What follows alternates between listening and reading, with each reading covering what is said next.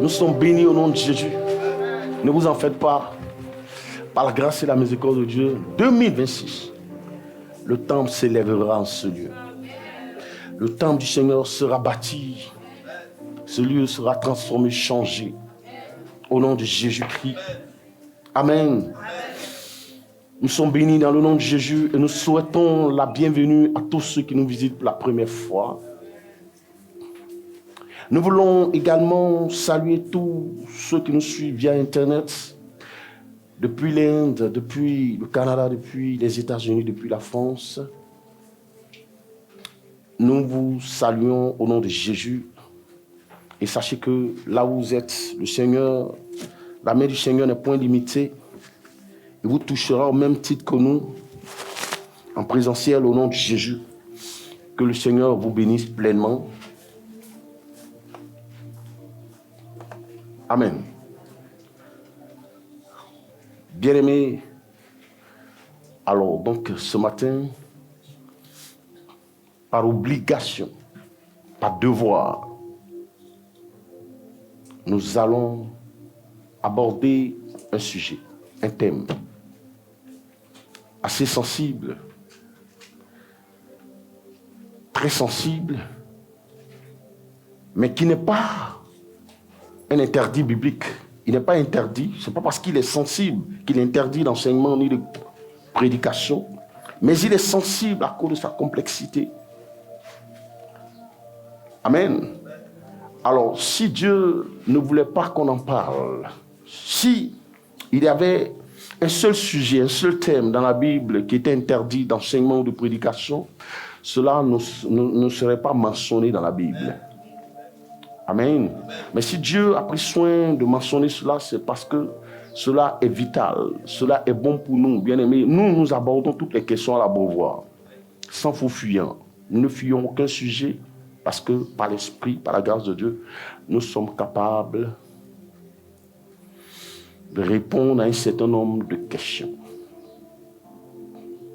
C'est un sujet qui, pour l'Église, est un sujet de gloire et de victoire, mais qui est pour le monde un sujet de scandale et de raillerie. Mais bien aimé, si le monde est choqué par rapport à certaines vérités bibliques, cela ne doit pas te choquer toi. Amen. C'est pas parce que le monde en est choqué que nous ne devons pas en parler. Ce qui peut choquer le monde ne doit pas nous choquer nous. Parce que nous sommes à l'aise avec. Pourquoi? Parce que nous avons l'esprit. Et nous, en tant qu'enfants de Dieu, nous comprenons le langage de Dieu. Et nous sommes à l'aise avec le langage du Seigneur. Amen. Donc, de quoi s'agit-il, bien-aimés?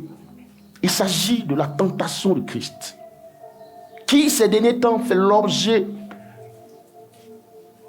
de débats et qui est devenu sujet à controverse.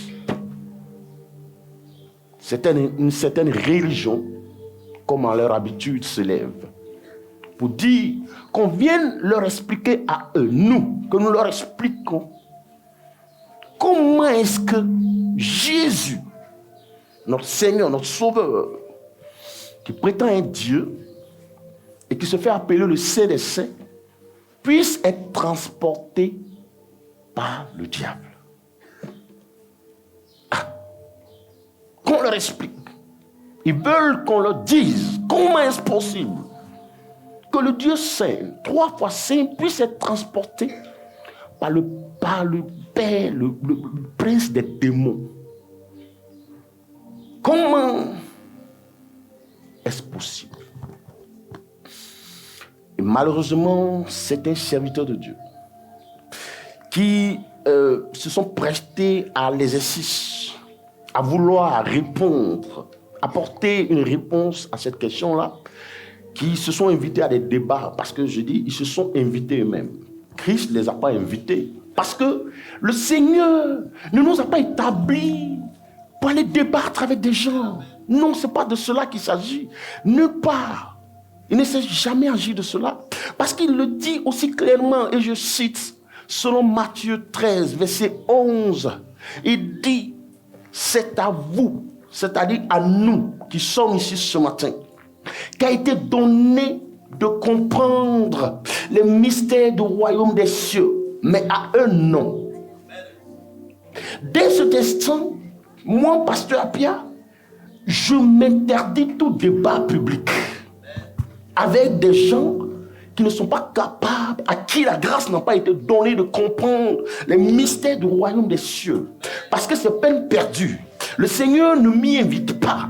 J'y vais donc, non pas pour la gloire de Dieu, mais pour ma propre gloire. Afin de démontrer ma capacité à pouvoir élucider la parole de Dieu. C'est pour là que Dieu nous a appelés. Souvenez-vous, quand Jésus appelle Pierre pour trois fois, la première fois il lui dit Pierre, m'aimes-tu? Il lui pose la question. Pierre dit oui, je t'aime Seigneur. Il lui repose encore la même question par 2 fois. M'aimes-tu? Pierre dit oui, mais Seigneur, je t'aime. Il lui repose encore la question par 3 fois. La 3e fois, Pierre va être frustré.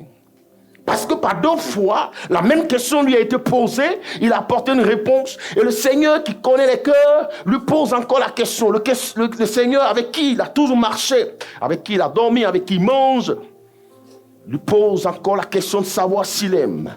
Et le Seigneur lui dit, m'aimes-tu? La 3e fois, Pierre est choqué, il est frustré. Et il dit, Seigneur, tu sais que je t'aime.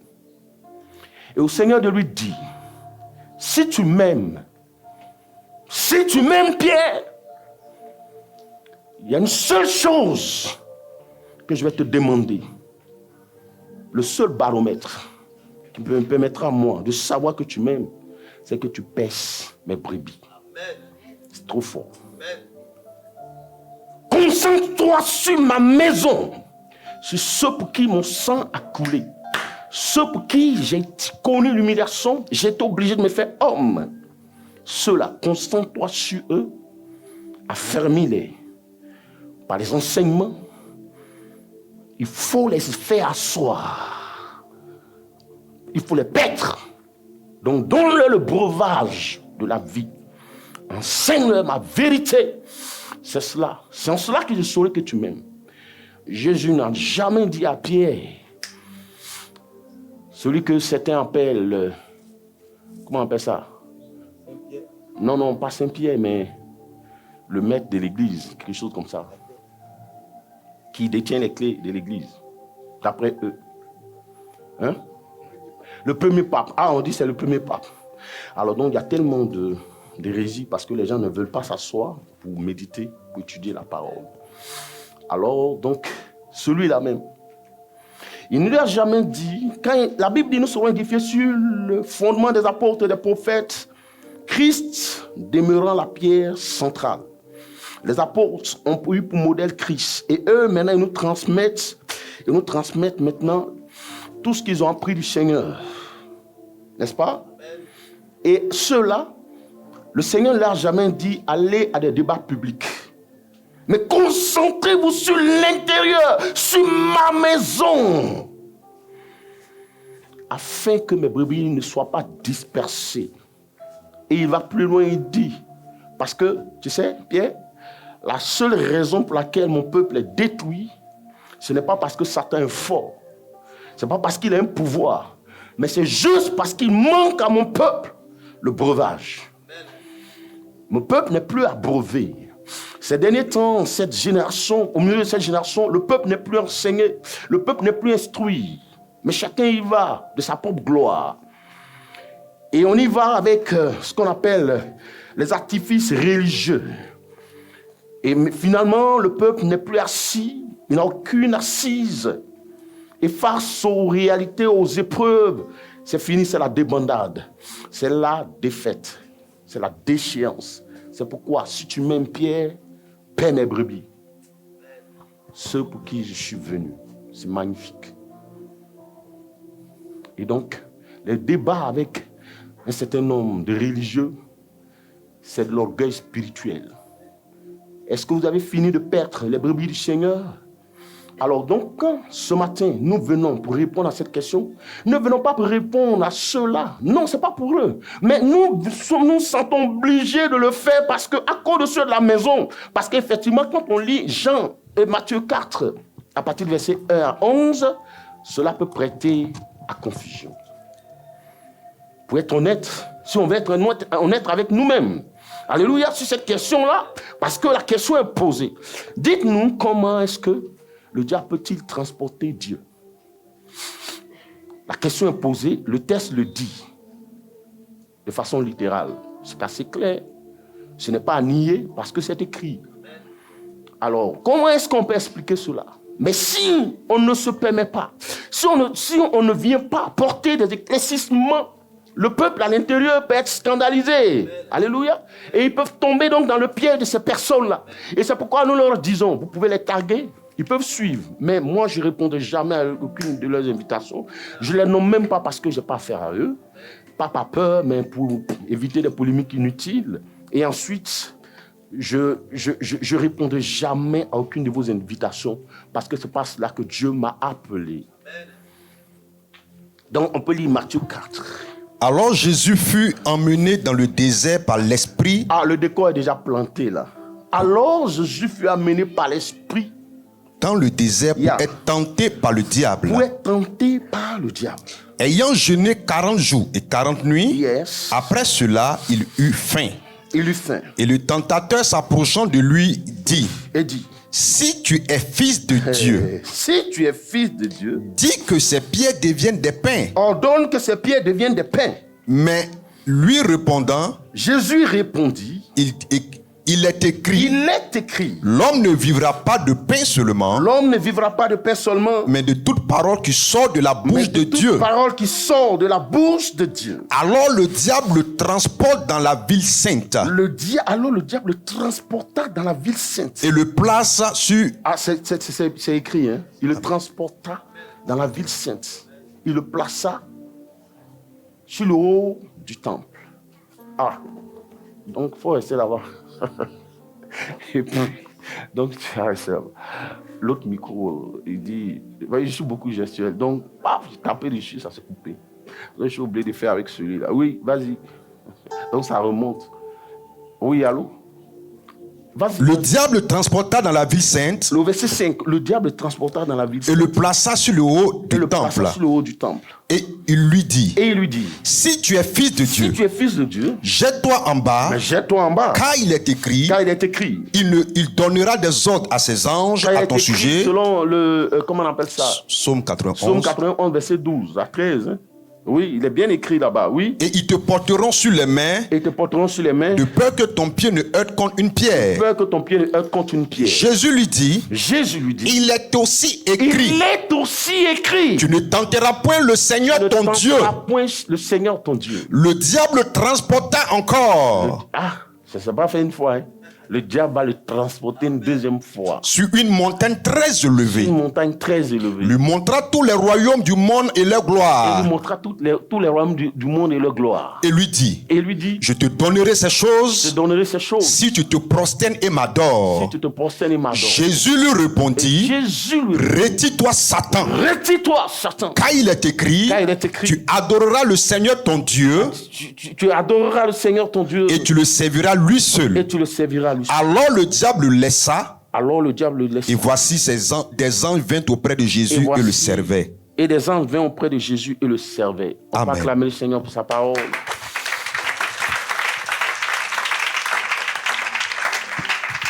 C'est assez fort. Amen. Alors, bien aimé, ici, dans ce passage-là, de quoi est-il question? La Bible dit que Christ vient sur la terre. On a eu à expliquer cela quand on démontrait la divinité de Christ. Quand on leur apportait cette réponse-là, à la maison et en même temps à eux, on a expliqué que Jésus, Dieu, pour sauver l'homme, il fallait du sang. Il fallait d'abord un homme. Cet homme qui doit racheter l'homme doit être sans péché. N'est-ce pas? Je fais juste un récap. Il doit être sans péché. Parce qu'un pécheur ne peut pas racheter un autre pécheur. Donc, il n'y a que Dieu qui soit sans péché. Et c'est pourquoi Dieu se fait homme. Si tous les livres saints démontrent qu'il est sans péché, cela veut dire qu'il est Dieu. Parce qu'il n'existe aucun homme qui soit sans péché. Cela démontre déjà de sa divinité. Ça, c'est la première chose. La deuxième chose, c'est que pour que l'homme soit racheté, il fallait du sang. Or, le sang des animaux ne peut pas nous racheter. L'homme est fait à l'image de Dieu. Donc, c'est un être spécial. Et donc, en tant qu'être spécial, fait à l'image de Dieu, ne peut pas être racheté par un animal qui est inférieur à lui. Ce n'est pas possible. Ça, c'est d'abord deux. L'autre chose, c'est que le sang qu'il faut que ce soit un sang immaculé, un sang qui soit sans péché. Or, donc pour trouver ce sang-là, et puisque parmi tous les hommes, il n'y a pas d'homme qui soit sans péché, donc Dieu se constitue homme avec du sang. C'est pourquoi il dit, plus tard, il dit au Père, tu n'as voulu ni sacrifice ni holocauste, mais tu m'as formé un corps. Tu m'as formé un corps pour un but. Pour racheter l'homme.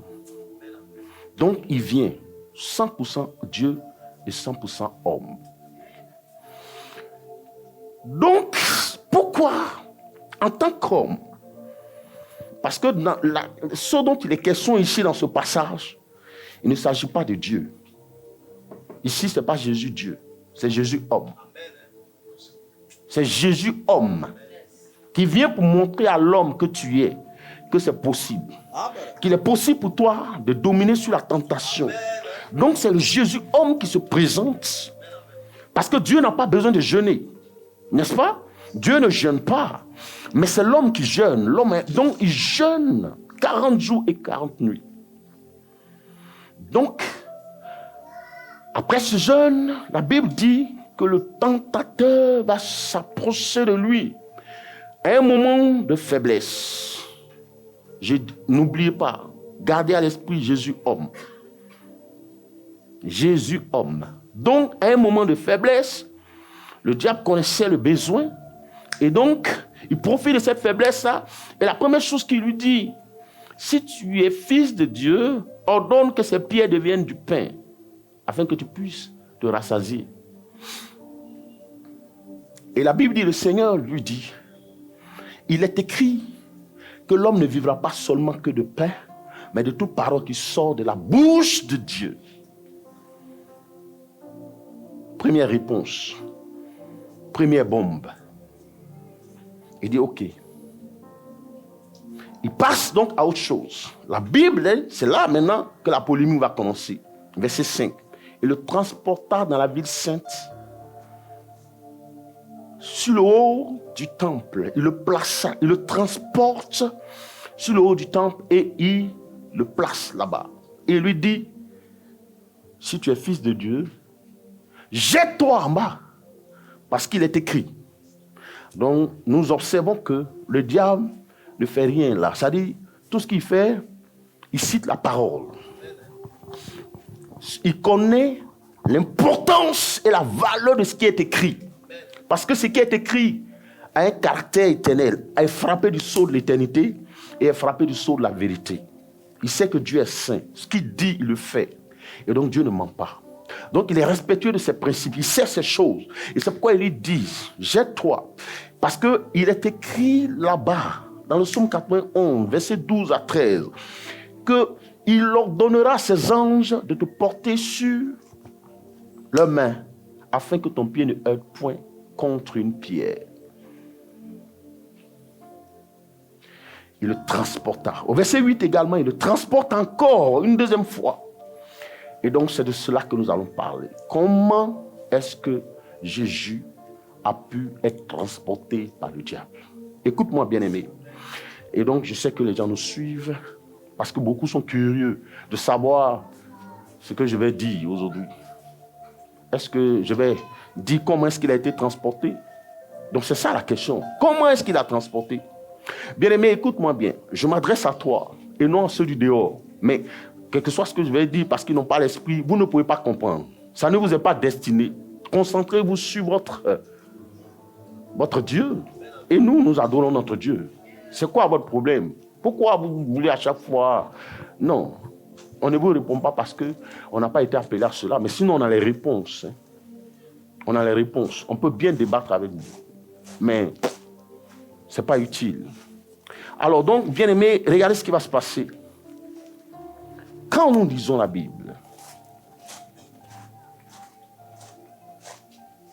Bible ne fait pas mention dans ce récit-là. Écoutez-moi bien. La Bible ne met pas l'accent sur le moyen de transport. La Bible ne fait même pas cas de cela.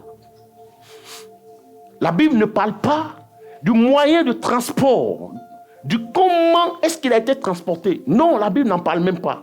Vous savez pourquoi? Parce que ce n'est pas nécessaire. Maintenant, tu vas comprendre pourquoi. Parce que 2 Timothée 3, verset 16 nous dit quoi? Que toute écriture est inspirée de Dieu, utile, pourquoi?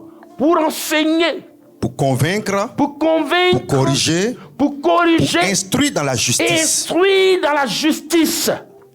Afin que l'homme de Dieu soit accompli à toute bonne œuvre. Ce que le Seigneur veut te révéler ici, ce n'est pas le moyen de transport, ce n'est pas la logistique, mais plutôt le combat spirituel. La Bible ne met pas l'accent sur la logistique ici. Non, parce que ce n'est même pas important. Écoute-moi bien. Mais plutôt sur la victoire du Christ. La Bible ne démontre pas, ne parle même. Ce qu'il faut éviter dans la vie, en tant qu'enseignant, là où Dieu se tait, toi aussi il faut te taire. Là où Dieu ne dit rien, toi aussi ne dis rien. Ferme ta bouche. Ce qui préoccupe Dieu, comme il a dit à Pierre, paie mes brebis. Ce n'est pas le moyen, ce n'est pas la logistique ici qui intéresse Dieu. Parce que tu sais pourquoi? Parce que dans cette affaire-là, la Bible n'a jamais dit qu'il a transporté Jésus sur ses ailes.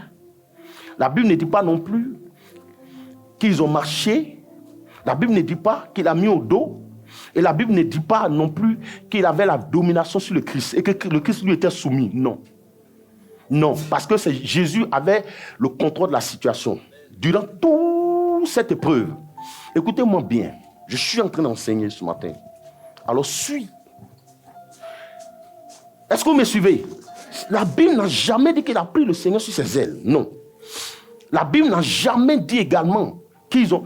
C'est-à-dire, la Bible n'a même pas fait cas de ça. Parce que ce n'est pas ça qui va t'édifier. Toute écriture est inspirée de Dieu, utile pour enseigner, pour convaincre, pour instruire dans la justice. Afin que quoi? Pour quel but? Pour que l'homme de Dieu, l'enfant de Dieu que tu sois accompli. Amen. Mais maintenant, regarde plutôt. Parce que tu sais, certains disent que... Parce qu'en réalité, ça peut être par vision. Cette épreuve-là, ça peut être une vision. Mais parce que quand on prend Ézéchiel, par exemple, Ézéchiel 8, le verset 3.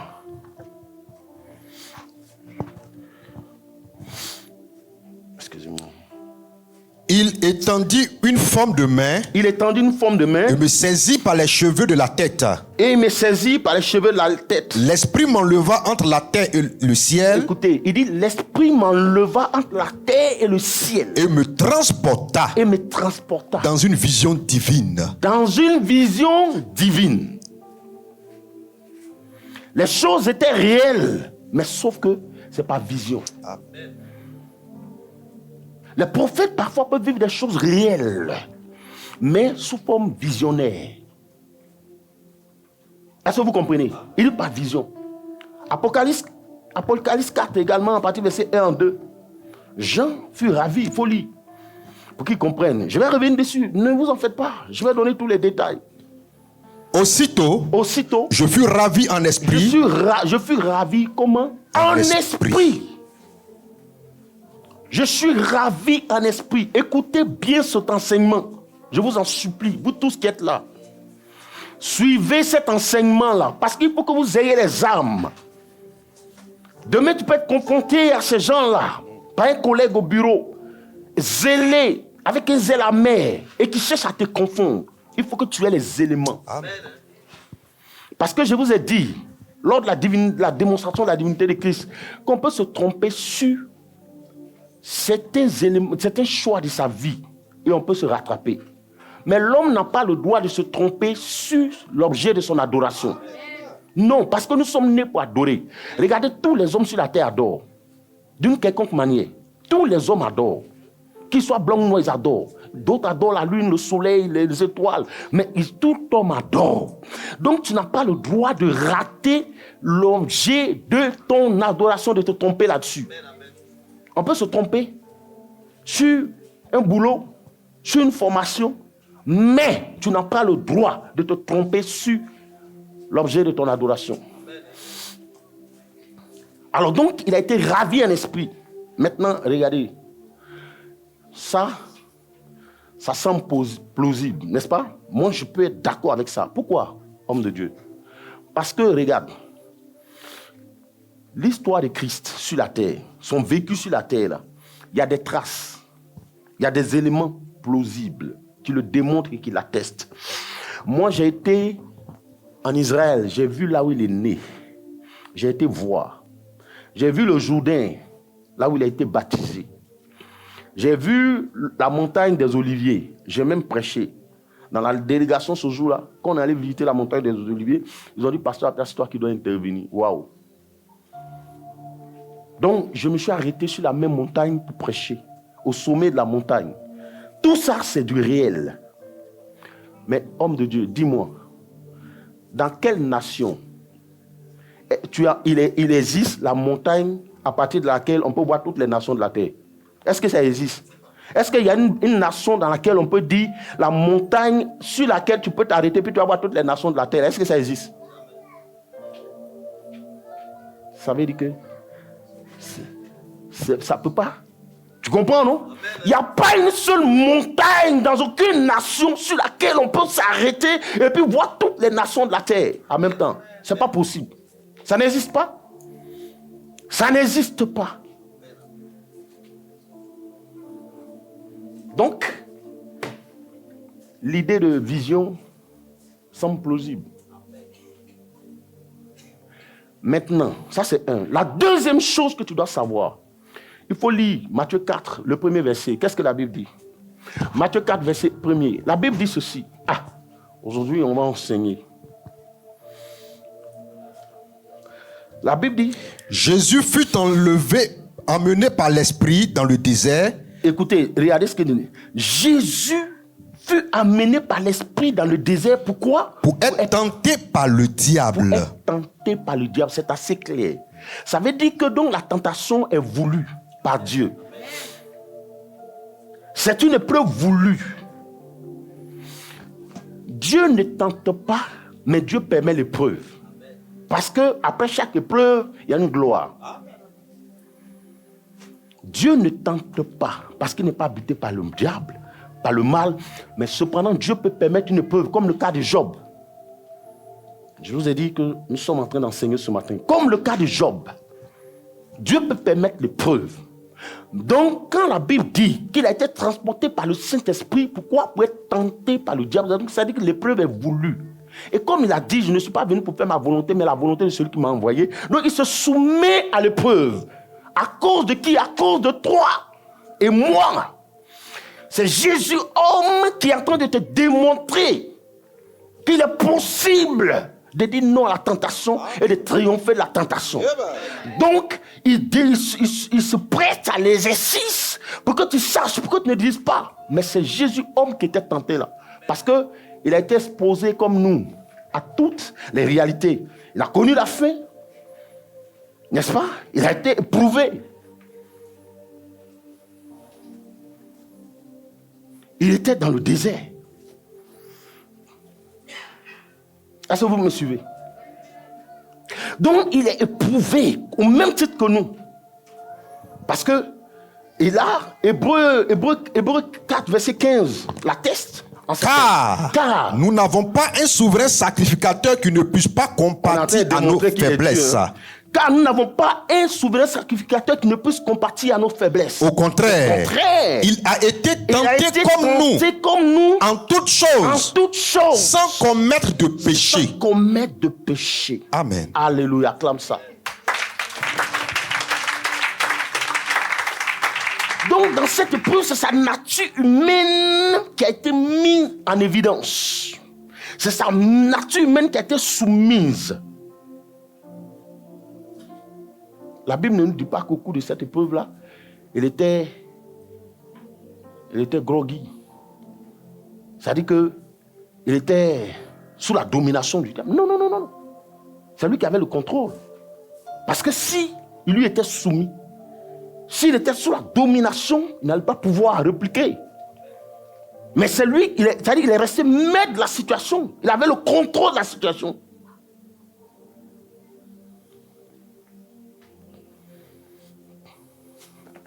Alors,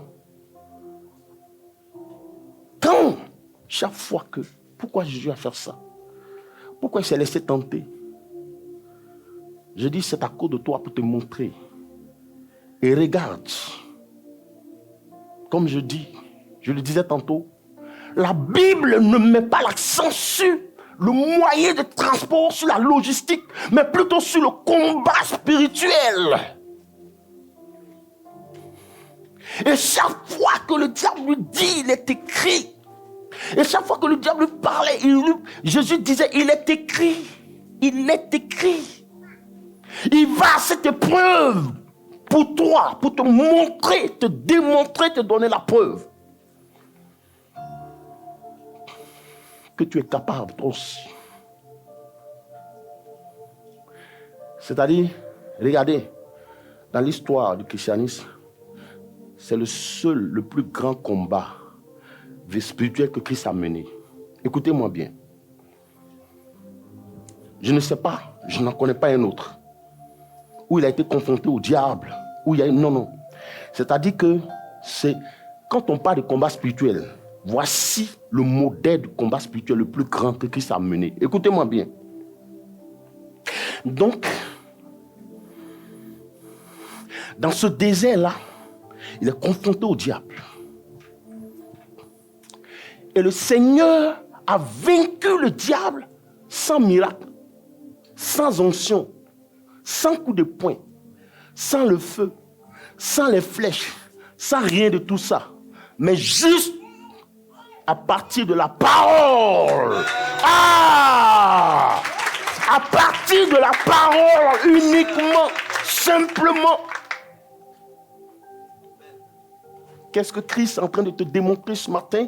Il est en train de te révéler que l'âme la plus fatale, la plus grande, l'âme la plus fatale dans le combat spirituel demeure la parole de Dieu. Il est en train de te dire que dans ta situation, tu n'as besoin ni de prophète, ni d'onction, ni de bâtir un autel quelconque, mais d'utiliser tout simplement la parole.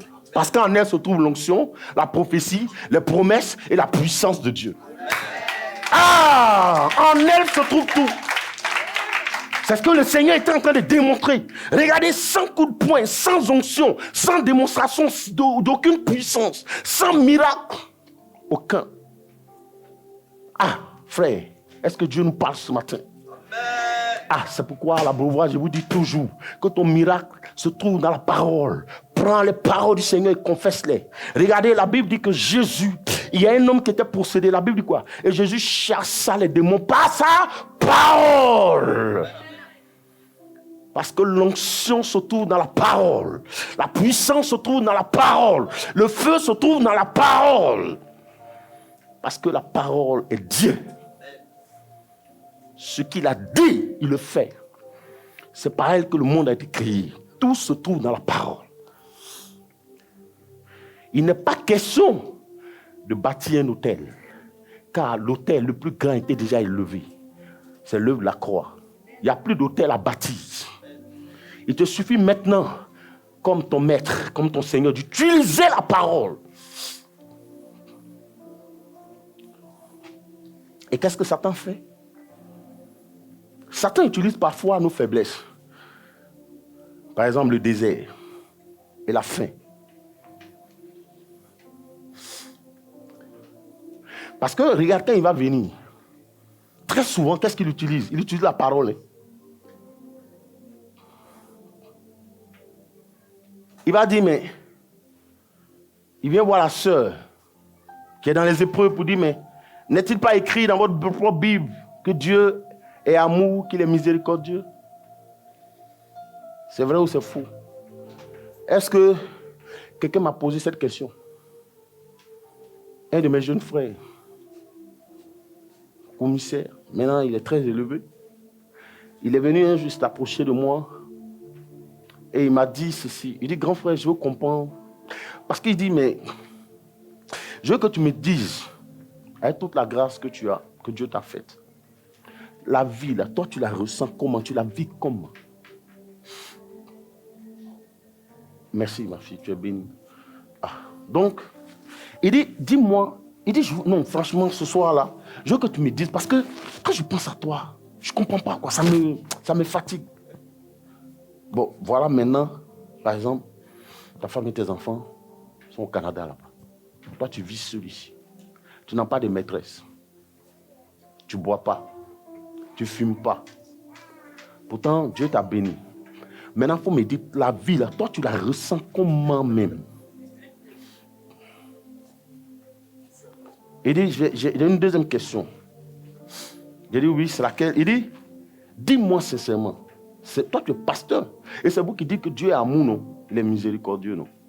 Est-ce que parce que tu serais allé avec une femme,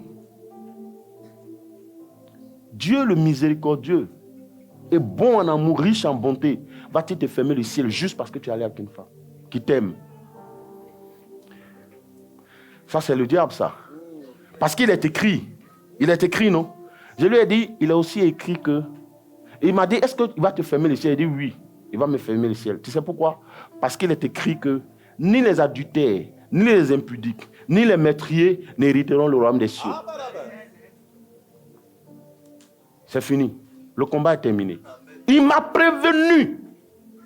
Ce que tu dis là, il est vraiment écrit qu'il est miséricordieux. Par exemple, la soeur, le gars vient te voir, on dit, mais tu as dit que tu as des difficultés à payer ta maison de Yopougon, 50 000, ton studio. Il te propose une autre maison, un appartement à Cocodier, 500 000. Tout meublé. 500 000. Avec voiture, pour te déplacer. Il dit, mais bon Dieu, là, Dieu même, il ne sait pas que tu souffres. Dieu même, il ne sait pas que tu souffres. Donc, lui, son amour, là, c'est comment? Est-ce qu'il n'est pas dit que... Il n'est pas dit que il n'est pas écrit que Dieu aime le péché, il aime le péché et hait le péché. Est-ce que ce n'est pas écrit? Bah, ça, c'est pas écrit. Ah, c'est bien écrit. Il hait le péché, mais il aime le pécheur. Il adore. Oh, il le casole. Il le lape. Ça, c'est les chrétiens, les nouveaux chrétiens. Cette génération-là. Dieu aime le péché, il aime le péché et hait le péché. Hein? Ils ont oublié aussi qu'il est écrit en Matthieu 7, verset 23, verset 22 à 23. Il dit, et je leur dirai ouvertement, à rien de moi. Et il dit non, il n'a pas dit à rien de moi. Il dit, et je leur dirai ouvertement, je ne vous ai jamais connu. Il aime le pécheur, il hait le péché, mais il adore le pécheur. Pourtant, il est aussi écrit que je leur dirai ouvertement. Il faut lire Matthieu 7, verset 23. 22 à 23. Bon, il faut lire 23.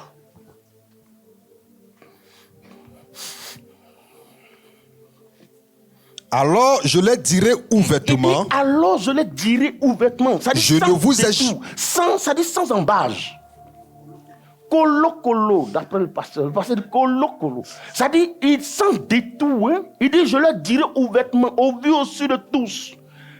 Oui. Retirez-vous de moi. Retirez-vous de moi. Vous qui commettez l'iniquité. Vous qui commettez l'iniquité. Le Dieu qui adore tellement le pécheur, là, qu'il adore, il le lape, Il l'aime, c'est son préféré, le pécheur. Parce que ils n'ont jamais su que, ceux qui disent ça là, que Dieu ne te sauve pas pour que tu demeures dans le péché. Mais on te sauve du péché pour que tu marches en nouveauté de vie. Amen. Donc, où est l'affaire de... Il hait le péché et il adore le pécheur. C'est son préféré, c'est son chouchou. Ah, je suis en train de choquer ce matin. On est en fin d'année. Certains sont prêts. Donc, il ne faut pas y venir gâter tous les trucs ici. Hein. Je suis là pour gâter. Ce qui va t'emmener en enfer. Je gâte ça. Et je dis ce qui va t'emmener au paradis. Alléluia. C'est à cela que Dieu m'a appelé. Donc, ton 31, on va gâter pour la personne qui t'a dit de venir ici ce matin. Là. Tu vas comprendre. Je suis un gâteur. Amen.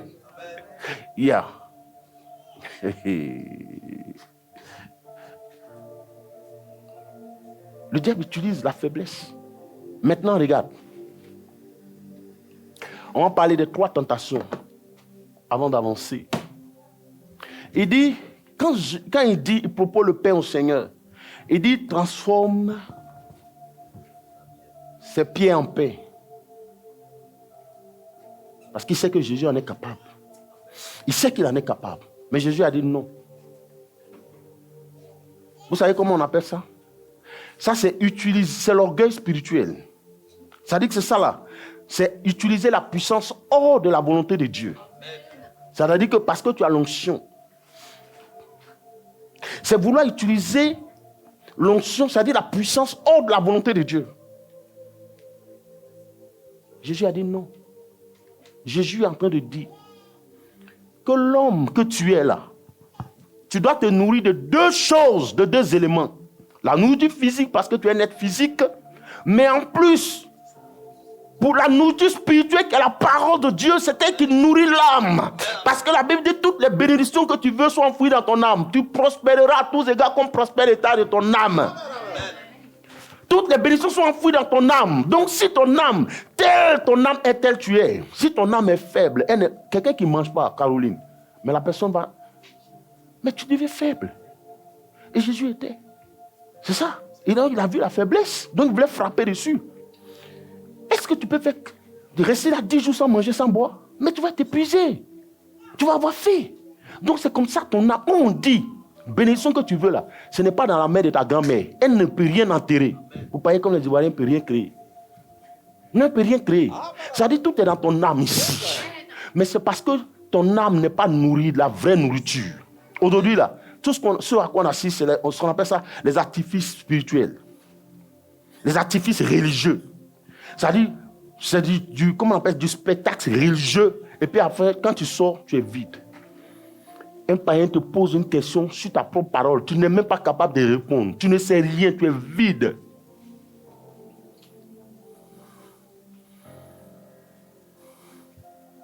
Vous comprenez? Ensuite, il le met sur le haut du temple et lui dit saute. C'est bien écrit. C'est comme des gens, toi tu es pasteur. Quelqu'un est mort là-bas, il est païen. C'est star, c'est quoi? Où est ton problème dedans? Tu dis non, il faut que j'aille le réveiller. Ça, c'est l'orgueil spirituel, ça. Non, c'est l'orgueil spirituel. Dieu ne t'a pas envoyé à ça. On dit quelqu'un là-bas, il s'appelle tant, 48 ou bien 49. J'allais lui démontrer. Parce qu'on dit il a humilié plus de pasteurs. Ça, Dieu t'a appelé à ça. Dieu t'a appelé à ça. Et beaucoup ils sont frappés, ils sont paralysés. Et puis on n'a pas dit que les pasteurs, ils sont forts. Dieu a dit à Pierre, paie mes brebis. Laisse-le. Si le diable est son père et qu'il dit il est fort, c'est son problème. C'est pas à ça que Dieu t'a appelé. Maintenant, c'est quand il va se lever, il va venir dans l'église, il marche. Il dit, aujourd'hui, la main là-bas, par le feu de Satan, j'ai brûlé toute l'église. C'est là on va voir. Tu ne l'as pas invité. Lui-même, il vient. Il s'invite à la mort. Il n'a qu'à venir. Dieu ne nous a pas appelés au spectacle religieux. Non! Dieu ne nous a pas appelés à cela. Concentrons-nous sur nourrir ton âme Parce que la Bible dit quoi? La foi vient de ce qu'on entend et ce qu'on entend vient de la parole de Dieu. En d'autres termes, la force et la puissance viennent de quoi? De ce qu'on entend. Or, ce qu'on entend vient de la parole de Dieu. C'est en méditant quotidiennement, en confessant la parole de Dieu, que ton âme va être fortifiée. Et c'est alors que les richesses qui sont enfouies dans ton âme vont éclore. Donc Jésus ne vient pas ici, c'est-à-dire dans cette épreuve-là, il n'a pas fait appel aux anges, il n'a pas fait appel à l'onction, au feu, mais juste à la parole. Maintenant, ceux qui disent qu'il a transporté là, moi aussi j'ai une question pour vous. Lis le dernier verset. Verset 10 à 11. Jésus lui dit, retire-toi Satan. Retire-toi Satan. Car il est écrit, tu adoreras le Seigneur ton Dieu, oui, et tu le serviras lui seul. Alors le diable laissa. Bon, maintenant, regardez ce qu'il est écrit. Lis encore le dernier part, ce que tu viens de lire. Alors le diable laissa. Encore. Alors le diable laissa. La dernière fois. Alors le diable laissa. Maintenant, ils n'ont qu'à venir nous dire. Quand Jésus a répliqué là, qu'est-ce qui s'est passé? La Bible dit, alors il le laissa. Donc s'il a transporté sur la montagne là, ils n'ont qu'à nous dire qu'il a fait descendre. Non, ils n'ont qu'à venir me dire qu'il a fait descendre parce qu'il a laissé. Face à la puissance du feu de la parole, il a pris la fuite. Maintenant, ils n'ont qu'à venir me dire qu'il a fait descendre. Je vous pose la question. Mais oui, ils n'ont qu'à nous dire maintenant qu'il a fait descendre. Parce qu'il a laissé. Là, il s'est cherché. Il n'est pas resté, il s'est cherché. Maintenant qu'ils nous disent qu'il a fait descendre. Puisqu'il est faible, on l'a transporté. Maintenant, on l'a laissé. Qu'il a fait descendre. Ils n'ont qu'à venir nous dire. Jésus avait le contrôle de la situation. Il est allé à cette épreuve-là. Il s'est laissé tenter volontairement pour te démontrer que la seule arme qui te faut, c'est la parole de Dieu. Dans ta situation, c'est là. Ce qu'il te faut. Dans ta situation de maladie. Vous savez, le Seigneur est en train de me révéler certaines choses ces derniers temps, en train de m'enseigner. Pas ça. Le Seigneur dit, la Bible dit que nous sommes ressuscités avec Christ. Et nous sommes assis avec lui à la droite de Dieu le Père. J'ai dit au Seigneur, ça là, passage ça là. Non, il faut qu'on travaille dessus. Quoi? Donc moi, je suis ressuscité avec toi, je suis assis avec toi. À la droite de Dieu le Père. Mais donc si je suis sur la terre ici, il ne peut plus être malade. Ça, on va régler ça. Amen. Quelqu'un qui est déjà ressuscité, est-ce qu'il peut être malade encore? Est-ce qu'il peut mourir encore? Il faut qu'on règle ça. Donc on va travailler dessus. 2026, ça. On va comprendre ça. On va voir clair dedans. Amen. Mais oui. Maintenant, comment ça marche? Mais ce n'est pas la parole. Ce n'est pas la parole. Parlez à ton corps. La Bible dit que tu es un corps ressuscité. Et un corps qui est ressuscité ne peut plus être malade. Donc, ça dit toutes les maladies génétiques issues de mes parents, là, c'est fini. Je ne suis plus concerné. Parce que d'abord, je suis né de Jésus. Et donc, comme il est mon père, je porte son nom. Donc, mon nom, mon ancien nom et mon nouveau nom. J'ai un nouveau nom, précédé de celui de Jésus. Ça, là, il faut dire ça toujours. Il faut que ton corps attende. Parce que je vous ai expliqué tout dernièrement. Et que, à l'image de Bartimée, la Bible dit que les gens essayaient de le faire taire, mais ils parlaient plus fort. Mais aujourd'hui, là, ceux qui essaient de nous faire taire sont à l'intérieur. C'est le raisonnement. Le raisonnement humain te dit, ça là, mais c'est possible. Ça, c'est possible. Tu es là, tous les jours, il n'y a rien. Mais il faut que tu parles plus fort que la voix intérieure. Amen. Voilà ce que la Bible dit. Toi, tu te tais et tu te soumets. Celui qui t'a créé dit que voilà ce qui est. Amen. Frère, ton miracle ne se trouve pas dans la bouche d'un faux prophète. Pas dans la bouche du pasteur Pierre. Ça se trouve dans la Bible. Si tu n'es pas capable de considérer ce que Dieu dit et ce que Dieu a promis, tu ne peux rien avoir. Tu vas tourner à rond. Tant que tu ne lui feras pas confiance. J'ai dit, tout ton miracle, il faut que ta voix s'élève au-dessus de ta voix intérieure. De la voix intérieure qui te combat et qui veut semer le doute en toi. Parle plus fort que la voix intérieure. Un seul combat, le combat le plus grand que Jésus a mené, c'est ça. Pour nous donner la preuve que ce n'est pas la parole que vous vaincrez. Parce que, bien aimé, Satan peut vraiment, effectivement, t'amener en haut. Mais la seule chose qui peut te permettre Oui, et la seule chose qui peut te permettre de ne pas chuter, mais c'est la parole. C'est pas la parole. Donc quand Jésus démontre ça, il est en train de dire que dans ta situation de maladie même là, ce qui te faut pour ta guérison, c'est la parole. Il faut confesser ça chaque jour. Parle à ton âme, parle à ton corps. Dis-lui, tu es interdit. Et puis, effectivement, je crois qu'il y a quelques années, j'ai écouté le témoignage d'un serviteur de Dieu. On nous avait invités ensemble à un programme. Et il a dit que lui, lui ne tombe pas malade. Il dit, lui ne tombe pas malade. Jamais, jamais il ne tombe malade. Parce qu'il a dit au Seigneur, et puis il a parlé à son corps. Il dit, il a parlé à son corps, il a rééduqué son corps. Que lui ne tombe pas malade. Ça fait des années, lui n'est jamais tombé malade. Tout ce que les gens appellent mal, lui ne connaît pas. Mais c'est la vérité. Un corps qui est ressuscité ne peut plus être soumis à ces choses. Donc maintenant, là, ça dit que tu dois t'approprier ça. La Bible déclare que je suis ressuscité avec Christ et que ma vie est cachée avec Christ en Dieu. Je suis assis avec lui à la droite de Dieu le Père. Seigneur, nous sommes assis ensemble. Là-bas où tu es là, il n'y a pas de maladie. Or, la Bible atteste que je suis assis avec toi. Là où tu es, là où il n'y a plus de maladie, là où il n'y a plus d'échec, là où il n'y a plus de faiblesse, là où il n'y a plus de stérilité, là où il n'y a plus de mort, là où il n'y a plus d'accident. Au nom de Jésus, c'est pourquoi la Bible déclare que je suis cohéritier avec toi de toutes choses. C'est pourquoi je cohérite maintenant avec toi de ta puissance, de la longévité, de la santé divine. Je cohérite avec toi maintenant de la richesse, de la force, de la puissance. Au lieu de prendre ta bouche pour raconter n'importe quoi, tout ce que les gens disent sur les réseaux sociaux, pourquoi tu ne fais pas ça chaque jour? Tu ne te donnes pas du temps pour parler à ton corps. Nous tous, on va le faire. Moi, je ne suis pas exceptionnel. Hein. En même temps, je m'enseigne moi-même aussi. Je me parle à moi-même. Oui, c'est ce qu'on doit faire. Mais il y a ça dit quand on va mourir, quand on part au ciel, là, on va pleurer. Ça dit, Seigneur, est-ce que tu peux me ramener? J'ai recommencé. Non, c'est fini. C'est fini. Ils ont les prophètes avec eux, ils ont le Saint-Esprit avec eux. C'est-à-dire, on aura souffert pour rien, cadeau, alors que toutes les promesses sont là. On ne les confesse pas. Bien-aimé, Jésus est venu pour écrire l'histoire. Regarde, c'est l'enseignement. Je vais continuer le dimanche prochain. Il y a assez de révélations dedans. Regardez, là où Adam a échoué. Adam était dans l'abondance, hein, mais il a échoué. N'est-ce pas? Israël également, dans le désert, a échoué, non? Malgré la manne, malgré tout ce qu'ils avaient, ils ont échoué, non? Ils ont tous péri. Donc Jésus est venu.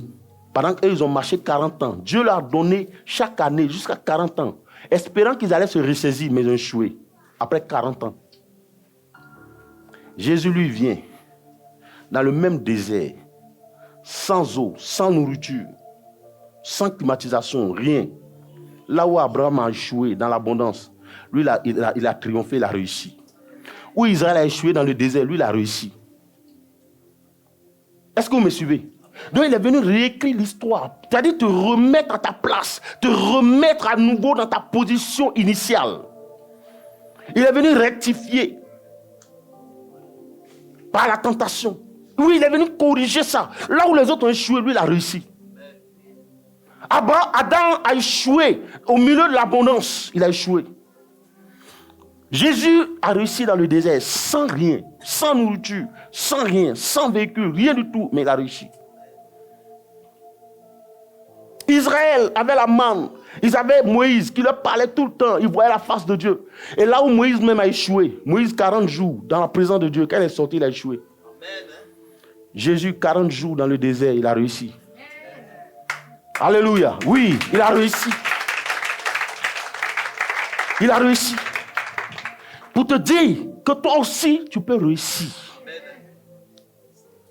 Tu peux réussir. Il suffit d'utiliser la parole. Si il y a le désert en ce moment dans ta vie, alors que Dieu ne t'a pas planté dans le désert, tu peux faire repousser, renaître la verdure par la proclamation de la parole de Dieu. Cette situation ne te sied pas, elle ne te convient pas, change-la. Change-la. Change-la. Le Seigneur a donné un exemple, une seule arme qu'il nous a donné, c'est la parole. Parce que comme j'ai l'habitude de le dire, je vais juste répéter encore. Depuis quand toi tu es né, tu as vu quelqu'un qu'on a maudit sans parler. Pour maudire quelqu'un, on parle toujours. Pour bénir quelqu'un aussi, on parle. C'est-à-dire que Dieu nous démontre la puissance de la parole. Si pour maudire, on a oublié de parler, et que pour bénir également, on a oublié de parler, mais ça veut dire qu'il faut parler. Ça veut dire qu'il faut parler. Sans féticheur. Oui, toi, arrête ta comédie là. Il dit, il n'y a pas de féticheur bobo, de muet quoi. Est-ce que vous avez déjà vu un féticheur qui est muet? Oui, mais c'est la vérité. Mais tous les féticheurs parlent, tous les marabouts parlent. Vous ne voyez pas? Vous avez vu un marabout qui est muet? C'est quelle malédiction qu'il va prendre? Rien. Et tous ils parlent. Dieu aussi t'a donné une bouche et il t'a donné la semence, il t'a donné la puissance dans ta bouche. Donc parle. 2026 parle. Afin que ta situation change. Parle. Yves, c'est la parole. Dans le combat spirituel, là, tu as besoin de la parole. Il dit, résistez au diable, il fuira loin de vous. Il lui a résisté par quoi? Jacques 4, verset 5. Jacques 4, verset 7. Il dit, soumettez-vous donc à Dieu. Soumettez-vous donc à Dieu. Résistez au diable. Et résistez au diable. Et il fuira loin de vous. Il fuira loin de vous. Amen. Mais on lui résiste par quoi? Par la parole. Jésus lui a résisté par la parole. C'est juste ce que Dieu veut te faire retenir au travers de la tentation. Sinon, ce n'est pas la logistique, ce n'est pas le moyen de transport. Dieu s'en fout de ça. C'est lui-même qui a voulu l'épreuve. C'est lui-même qui a soumis Christ à l'épreuve. Parce que c'est le Saint-Esprit qui allait le chercher pour l'amener dans le désert pour être tenté par le diable. Donc ce n'est pas quelque chose d'imprévu. C'est quelque chose qui est écrit. C'est quelque chose de voulu. Donc c'est quoi votre problème? Et à la fin, là, vous ne parlez pas de la fin. Qui a gagné à la fin? Qui a pris la fuite? C'est le diable qui a pris la fuite. Jésus est resté serré. J'ai failli employer un langage, c'est pour ça qu'il sourit. Un langage. Il est resté popo-tipo. Il est resté popo-tipo. Amen. Tout le monde connaît ça, non? Hein? Tout le monde comprend ce langage-là, non? Alors, c'est un langage propre aux Ivoiriens, non? Qui est resté popo-tipo? C'est lui.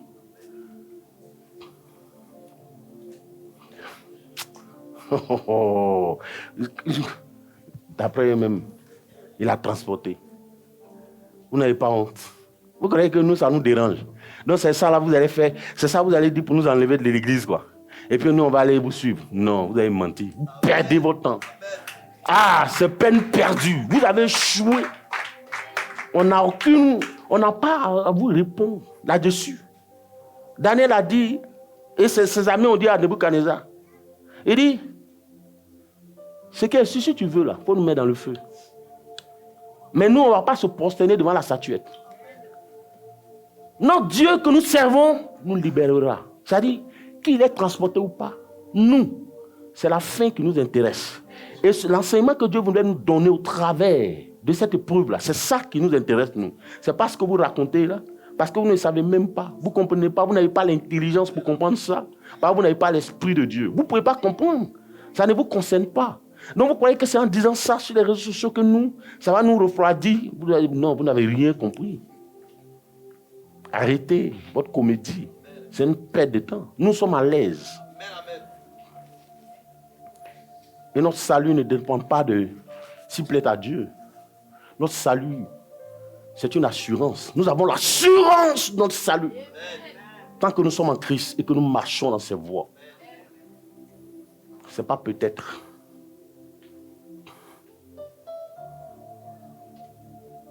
C'est pour ça que les pasteurs là, me disent même pas qu'est-ce qu'ils vont faire là-bas. Ils ont donné encore un autre. Ils disent, oui, vous dites que nous, notre salut là, c'est peut-être. Inch'Allah. Mais en Jacques, il est dit aussi que si tu dois faire quelque chose, ne dis pas, demain j'ai bâti telle ville, j'ai fait ceci, j'ai fait ça. Il faut dire s'il plaît à Dieu. Et puis les pasteurs là, qui sont allés au débat, et puis ils sont assis comme ça. Et puis on leur pose la question. C'est pas la même chose là, Inch'Allah là.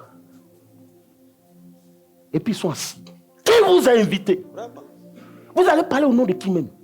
Est-ce que ce qu'ils ont dit là, c'est le même contexte? Ça n'a rien à voir avec salut. On veut dire qu'il faut être humble. En toute chose, il faut dire, s'il plaît à Dieu, par la grâce de Dieu. Mais ça n'a rien à voir, ça ne concerne pas le salut. L'autre côté, c'est le salut. Mais si on ne parle pas de salut, on parle de tes projets que tu veux réaliser. Et qu'on est en train de dire que sous les cieux, tout est grâce. Et que tout dépend de la grâce de Dieu. Donc, refais-toi la grâce de Dieu. Dis, s'il plaît à Dieu, par la grâce de Dieu, Dieu voulant. Je vais pouvoir bâtir, je vais pouvoir réaliser mon projet, je vais pouvoir atteindre mes objectifs. Mais ça n'a rien à voir avec le salut. Le salut, il est certain. Tous ceux qui ont accepté Christ, qui confessent Christ, qui sont baptisés, sont sauvés. Ça ne fait pas l'objet de débats. Est-ce que c'est la même chose? Donc les gens prennent des bouts de phrases comme ça, et puis vous êtes traumatisés. Venez à l'abreuvoir, vous serez abreuvé. Nous vous invitons, venez à l'abreuvoir, vous serez abreuvé. Parce que nous, à l'abreuvoir, les choses comme ça, là, ça ne peut pas nous ébranler. Amen. Ça ne peut pas nous ébranler. Non, ça ne nous ébranle pas. Frère, 2026. On va voir la seconde partie le dimanche prochain. Mais 2026, Dieu dit, la seule chose qu'il te faut, c'est ma parole. 2026, là, tu dois t'attacher à la parole de Dieu. Tu dois dire la parole de Dieu, confesser la parole de Dieu. Proclamer la parole de Dieu. Si tu veux réussir, tu es obligé d'appliquer la parole. Kevin, il faut que tu médites la Bible. Il faut que tu parles. Il faut que tu aies une vie de méditation.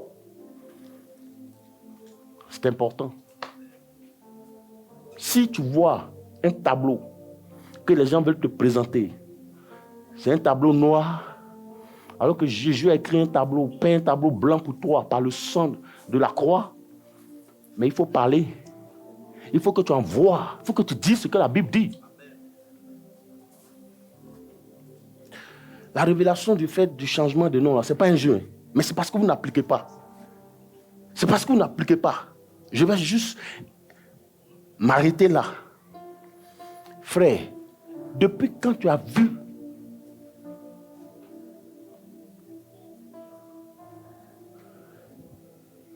ici là même là, il y a les gars, bon, je ne vais pas les nommer. Il y a une certaine race des étrangers qui sont ici là. Vous savez que j'ai vu ça. Ils créent société. Pour ne pas payer les impôts, ils changent de nom. Ils sont dans le même local. Mais parce que le nom a changé, on ne peut plus leur imputer les anciens impôts. Écoutez, je réinsiste encore. Mais savez que j'ai vu ça. C'est-à-dire chaque 2 ans, chaque 3 ans, ils changent le nom de leur société. Il est dans le même local. Donc, c'est-à-dire les anciennes choses sont passées, toutes choses sont devenues nouvelles. Non. Et puis on ne peut rien le faire. Parce que ce n'est plus la même personne, ce n'est plus le même nom. Les païens connaissent ça. Or, vous-même, c'est à vous qu'a été dit que vous êtes en Christ, donc vous êtes devenus de nouvelles créatures. Toutes choses anciennes sont passées. Mais vous là, ça ne vous dit rien. Vous pensez que Dieu est bavard. Non, il a dit ça comme ça. Les païens appliquent ça. Les impôts ne peuvent même pas les poursuivre. Merci ma fille. Vous comprenez? On ne peut pas les poursuivre. Donc ça veut dire que si tu vois que c'est vrai dans le monde physique là, c'est vrai dans le monde spirituel. Caroline, parce que tu es né de Jésus, tu portes désormais le nom de Jésus. Apia Georges Patrick. Et Jésus, Apia Georges Patrick, ce n'est pas les mêmes personnes. C'est 2 personnes différentes. Donc les dettes qu'on imputait à Apia Georges Patrick, là, on ne peut plus imputer ça à Jésus, Apia Georges Patrick. Quand on vient, on dit, monsieur Georges Patrick Apia. On dit non. C'est Jésus, Georges Patrick. Ah, ok. Donc, mais nous, on voulait voir Georges Patrick Apia. On dit, c'est fini. Lui, il est mort. C'est fini. Les choses anciennes sont passées. Donc, allez le chercher. Ce n'est pas ici. Vous êtes trompé. Et puis, c'est fini. Mais c'est tout. Tu ne peux pas dire aux dettes de ta famille, attention. Je suis un nouveau père. Et il n'y a pas un enfant qui naît d'un père et puis porte pas son nom. Je porte désormais le nom de celui dont je suis issu. Il s'appelle Jésus. Donc les maladies génétiques là, non, je ne suis plus concerné. Passez votre chemin. Mais voici comment la vie chrétienne fonctionne simplement. J'ai appartenu Jésus. Je suis né de toi. Est-ce qu'en toi, là où tu es assis là-bas, il y a diabète? Non, donc moi, non. Il n'y a pas de diabète. Donc j'active aujourd'hui les gènes de Jésus en moi. Les gènes de l'amour, les gènes de la patience, les gènes de la douceur, les gènes de la force, les gènes de la réussite, les gènes de la puissance. Où a fait des... Ma mère est morte de ça, donc mon Seigneur est mort de ça. Ce qui a tué ta mère ne peut pas te tuer. Dis Amen. Amen. Ce qui a tué ton père ne va jamais te tuer. Amen. Parce que tu es un nouveau père. Frère, c'est parce qu'on n'est pas violent. C'est pour ça que je dis, le royaume des cieux est forcé. Mais on n'est plus violent. Nous là, c'est-à-dire qu'on va juste pour écouter, voir les spectacles des prophètes. Oui, bâtis ton hôtel et puis c'est géré. Envoie l'hôtel. Il faut bâtir. Une fois que tu as bâti, tu t'en vas. Et puis c'est fini. Anak. Anak spirituel. Il faut bâtir et puis tu vas partir. Papa, il ne comprend pas. J'ai bâti l'hôtel là, mais chaque nuit, on me chicote.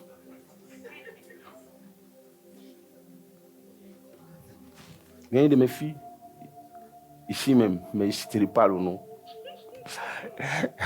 Elle me suit en ce moment. C'est-à-dire, ils sont allés jusqu'à Jacques pour aller bâtir l'hôtel. Après, à Boaké. Mais quand ils sont revenus là, de toute façon, ils les ont matés. Elle et les prophètes là. Ils les ont chicotés. Elle m'a montré son corps. C'est moi, pasteur, à prier pour que ça s'arrête. Sans hôtel. Il dit, tu vois corps là, pas ça. Chicoter ça. C'est-à-dire, trace de chicote. Elle appelle le prophète, il dit, moi-même ma fille, j'ai oublié de te dire. Depuis on est venu là, non, les esprits là, ils sont trop... Depuis on est venu là, moi-même je suis malade. Donc il faut mettre oignon et puis ail devant ta porte. Et Jésus chassa les esprits par sa parole.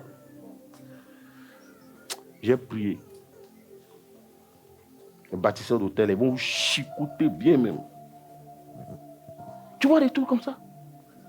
Non, malheureusement. Et c'est des centaines de mille. 800 000, 1 million. Maintenant, quand ils arrivent à l'Abreuvoir, c'est 500, ils mettent dans la corbeille.